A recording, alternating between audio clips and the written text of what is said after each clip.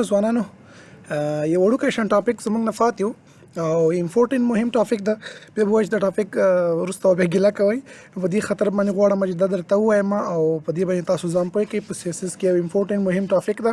وروسته موږ ته به درد خوړل کېږي او راځي په کار باندې کله چې موږ غټې پروجیکټس کوو نو هغه ټولو کې بیا دا استعمالیږي. نن موږ وایو زد انډیکس. زد انډیکس څنګه کار کوي زه تاسو ته پریکټیکل ښایم. موږ مخکې چې دا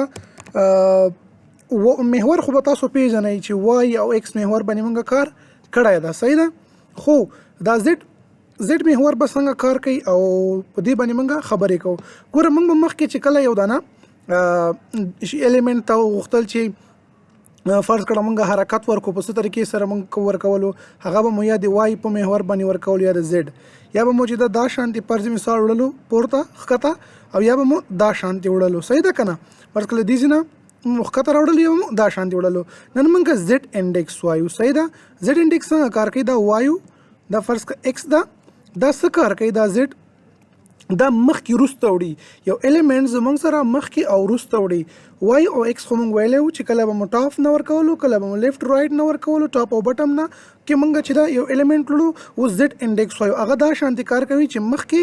او وروسته دواړه سایډ ته څه کوي؟ یو دانه الیمنټ وړي راوړي چې څو الیمنټس موږ غواړو چې هغه مخکې او وروسته راوړو. په دې کې به تاسو څه خبر یادوئ؟ اول خبره دا ده چې زد انډیکس کله چې موږ پوزیشن نه یې ورکړی نو دا به تاسو سره کار نه کوي. لومړی شرط دا ده چې تاسو هر کله دا زد انډیکس کاروئ نو ته به څه کوئ؟ پوزیشن ورکوئ. پوزیشن ابسولوټ ساتئ او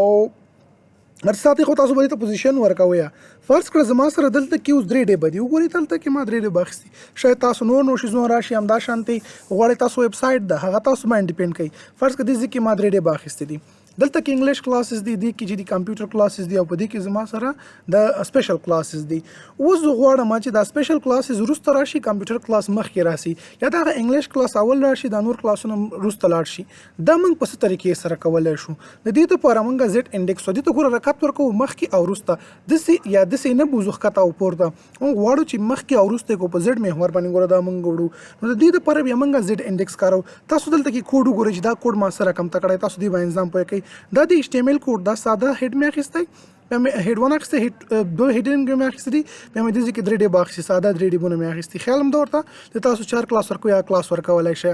فرض که زه تاسو یو طریقه وښیم چې غواړئ تاسو یو دانه ډیب واخلئ، یا هر یو الیمنټ تاسو اخلئ او یا ډیک تاسو اوپن کوئ کلوز کوئ او تاسو یې کلاس هم راولئ. فرض که زه ډیب غواړم ډاټ زه وایم چې یو بل ډیب هم راشي. ګوره ډیب خلاصوم، ډیب شروع کوم، دلته کې ډیب جنریټ کوم او بیا دې ته یو کلاس ورکوم. فرض مثال ډیب 4 ډاټ به ولیکئ، ډیب او ډاټ ډیب 4 و چې زه کله انټر پریس کوم ګوره اتومات هر څه لیکل کېږي. کلاس هم جوړ شو، هغه دا سټارټینګ اینډینګ ټول الیمنټ مکمل ټیکس برابر شول. نو دې طریقې سره تاسو دا برابرولی شئ. فرض که زه هډ 2 اخلم، ډاټ دی هډ 2 ته وایم چې دا څه شی ده ما سره هډ 2 ده او دلته زه کلیک کوم کلاس هر شی برابرېږي. لنډه طریقې سره بس تاسو وخت بچت کېږي. دغه شانتي مې دا اخیستې بیا راغلی یم دې کې مې د CSS کوډ کړی ده. CSS کوډ کې مې دلته H1 هډینګ ته ګوره الاین کړی مې، دا کلر مې ورکړی، فونټ سایز مې ورکړی. همدا شانتي مې یو ډیب اخیستی، دا ډیب ما عمومي کوډ کړی. عمومي کوډ مې په دې خاطر کړی که ما چېرته دا نوی کړی ګوره دلته کې مې 300 پکسل 300 مې ویډ ورکړی او 300 مې هایټ ورکړی. که دلته کې ما دا ډیب عمومي نه وی اخیستی، عمومي ډیب ته ما نه ورکړی، بیا مجبور وم چې دې ته بیل کوډ وکړم، دې ته بیا 2 لاینه ولیکم، دې ته بیل 2 لاینه ولیکم. ما خو 3 ډیب اخیستي وو که نه، خو دلته کې عمومي ما ویلي دي چې څومره ډیبس دي هغه ما سره څنګه کا ټول 300 ویډ کا 300 هایټ کا. بیا مې مکمل عمومي ټول ته بارډر اخیستی، 1 پکسل سولید او بلیک کلر مې ورته ورکړی، دا بلیک کلر مې ورکړی. همدا شانتي مې فونټ سایز اخیستی څومره 13 پکسل. دا ټول عمومي دي، ټولو لپاره ده. دا کوډ اوس ما راخیستو ټول ته ما لیکلو، خو دلته کې ما عمومي یو ډیب واخیستلو، نه غواړم چې وخت ضایع شي یا دغلته کې زما کوډ زیات شي نو کم کوډ ولیکل شي کم وخت کې. او بیا ما چې کړي پوزیشن مې اخیستی، پوزیشن ما ټول ته ابسولوټ کړی. که دلته کې ما پوزیشن نه ابسولوټ کړی بیا زه مجبور وم چې دلته راغلی وای دې ته مې پوزیشن ابسولوټ کړی وای، خیال هم ورته، او دې ته مې پوزیشن ابسولوټ کړی وای. نو دا ما تاسو دپاره یو دانه ټریک وکړئ، یا مې درته یو طریقه وښودله چې تاسو تر څو غواړئ کم وخت کې کوډ وکړئ، صحیح ده، په کم لاینز کې وکړئ او کم ځای نه ونیسئ. نو دغه شانتې تاسو کولی شئ دې طریقې سره بیا تاسو کوډ وکړئ. نو ما سمپل دغه طریقې سره مې ډیب واخیستو، ډیب ته مې عمومي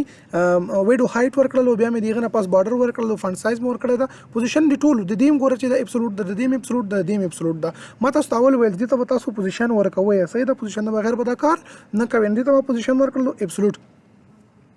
اوس موږ راځو بیا مې چې دلته ګوره ټاپ نه مې څنګه کړل لیفټ نه مې برابر کړل ټول ته مې سیستم برابر کړی دا فاصلې مې ورته ورکړ دی مې 200 پکسل ټاپ نه کړی دا لیفټ نه مې 9 کړی تر څو مخکې وروسته راشي ګوره یو ته دلته دا بل ته مې زیاته فاصله ورکړې ده دا بل ته مې دغه نه پسې زیاته ورکړې ده تر څو دا مې په دې ترتیب باندې برابر کړې دي ښه چې دا مو شو اوس زه غواړم چې دغه کم دوهم ده دا زه مخکې راوړم دا له ټول نه باید مخکې راشي اوس طریقې سره موږ کولی شو د اولنی چې دا مخکې راوړم نو ګوره کوم اول ډیپ چې زما سره د زویم د باید د ټولو نه مخکې راشي نو بس تاسو به صرف دلته کې راشي او د دې کې به څه ولیکئ زد انډیکس به تاسو ولیکئ زد انډیکس چې کله تاسو ولیکل ګوره زه لیکم چې زد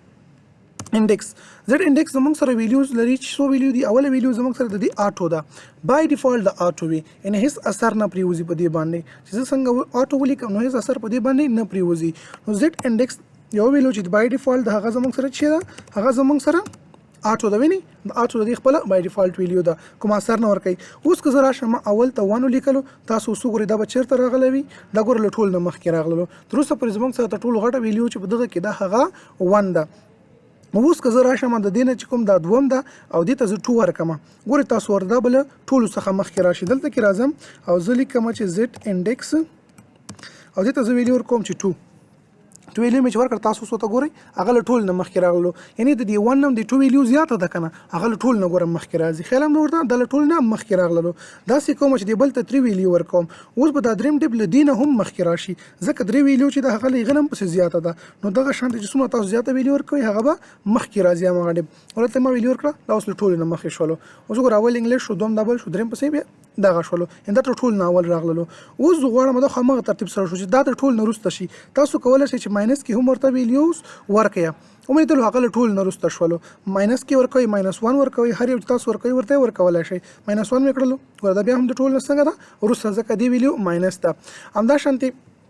ګوره هغه له ټول نه مخکې شولو بیا پسې دوم ده بیا پسې اول ده که زه غواړم چې د اول له دې نه مخکې شي نو بیا به تاسو داسې کار وکئ چې دا به 2 کوئ او دا به اول کوي دا به 2 شي صحیح ده او دا به زه 1 کمه اوس به اول له ټولو نه مخکې شي او دا دریم به له ټول نه وروسته راغلی وي صحیح ده ګورئ اول له ټول نه مخکې شو بیا دوم شو بیا دریم شو نو دې طریقې سره تاسو کولی شئ چې هر څومره ډیپس دي ویلیوز ورته ورکړئ زد انډیکس په واسطه باندې مخکې وروسته کړئ کوم الیمنټ چې دي کوم ډیپس دي وغیره هر څه چې وي ټیکس وي دا بیا موږ پروجیکټس کې کارو پروجیکټ کې څه طریقې سره کارو چې موږ ټیکس اخلو ډیپ اخلو یو ایمیج اخلو د ایمیج د پاسه بیا موږ ټیکس راولو هغه څنګه موږ د ایمیج نه مخکې کوو څنګه ټیکس موږ د ایمیج نه وروسته کوو دا شانت بیک ګراوند به وي وغیره شیزونه به وي نو دا ټول د زد انډیکس په واسطه باندې کېږي تاسو به صرف دومره زده کوئ چې زد انډیکس په کار کوي په زد محور باندې کار کوي بل موږ ته څه کوي ایلیمنټس مخکې او وروسته وړي صحیح مخکې او وروسته وړو بای ډیفالت د دې ویلیو چې د آټو ده او 1 او 2 ماینس منفي او مثبت دواړه ویلیو ورته ورکولی شو او بل دا چې پوزیشن باید موږ ورته وټاکو پوزیشن نه وي به دا کار نه کوي دا مهمې خبرې وي په دې کې او باید په دې باندې تاسو ځان پوه کړئ وړوکې موضوع بیخي وړوکې موضوع هلکانو امتحانونه دي ټول مصروفه دي په دې خاطر باندې غواړم چې ومې غوښتل چې دا وړوکې موضوع هم درته ووایم دا پاتې کېدله مهمه موضوع به بل به تاسو په زبان اسایمنټ پاتې شولو اسایمنټ مو همدا ده چې تاسو به داسې کار کوئ چې ما چې سره کوم ته دغه ډیبونه اخیستي تاسو به دا شان ډیبونه واخلئ او هغه ته به چې دا زد انډیکس ورکړئ لکه دلته مې اخیستی تاسو دلته یې اخیستلی شئ هغه تاسو باندې ډیپینډ کوي ښه ښایسته ښایسته ډیپس به تاسو برابر کړئ جوړ به کړئ او ویلیوز به ورته ورکړئ نو دا ستاسو اسایمنټ شو همدا شانتې څنګه چې ما غټ غټ لیکلي دي همدا شانتې به تاسو ولیکئ دا به زه 1 کم او دا به زه 1 نه دا به زه 1 کم ورته ټولو به وروسته شي دا بل به زه 2 کم دا بل له دې پسې راشي او دا بل به زه 3 کم دا بل له ټولو نه مخکې راشي ټیک شو که نه نو دغه شانتې تاسو نه برابرولی شئ بیرته دا و د نن ورځې درس موږ سره زد انډیکس همدا شانتې به اسایمنټ وکړئ دغه شانتې 2 ډیپه 3 ماخلي تاسو 5 ډیپه واخلئ ښه ښایسته یې ډیزاین کړئ په څه طریقې سره چې ډیزاین کولی شئ ډیزاین ورته ورکړئ ساده د یو ډیپ مو چې جوړ کړو همنور ټول په خپله باندې جوړېږي کوشش وکړئ چې لږ یو ته چې د دې ته کلر نه ده RGB کلر پکې یوز کړه تر څو اوپیسټي واخلي ټرانسپیرنټ راشي یو بل ښکاره شي او ډېر په ښایسته او منظمه طریقې سره دا جوړ کړئ او برابر یې کړئ ترتیب یې کړئ بیا موږ دې ته چې دا هور لګو یو څه بل څه لګو کله چې په دې باندې څوک کلیک کړي دا پورته کېږي کارډونه دي هغه وروسته طریقې دي راځي ځینې مو ویلي دي او ځینې پاتې دي هغه انشاءالله بیا موږ وایو خو صرف تاسو اوس فلحال په زد انډیکس په نظام پوه کړئ نوټ به ځان سره برابر وایي چې کوم شیزونه مې درته ویل کومې خبرې مې درته وکړلې ټولې مهمې وي امپورټنټ وي دا به ټولې ځان سره تاسو نوټ کوئ او په نوټ کې به یې لیکئ چې هر کله تاسو پروجیکټس کول دا به درته هلته کې په درد باندې خوړل کېږي چې زد انډیکس موږ څنګه کولی شو چې دا مخکې وروسته کوم طریقې سره برابرېږي او ترتیب کېږي دا و د نن ورځې درس ان شاء الله چې درس مو نور انټرسټینګ کیږي، نور هم دلچسپه کیږي، ورځ تر بلې دلچسپه درسونه روان دي، نور ته اماده اوسئ.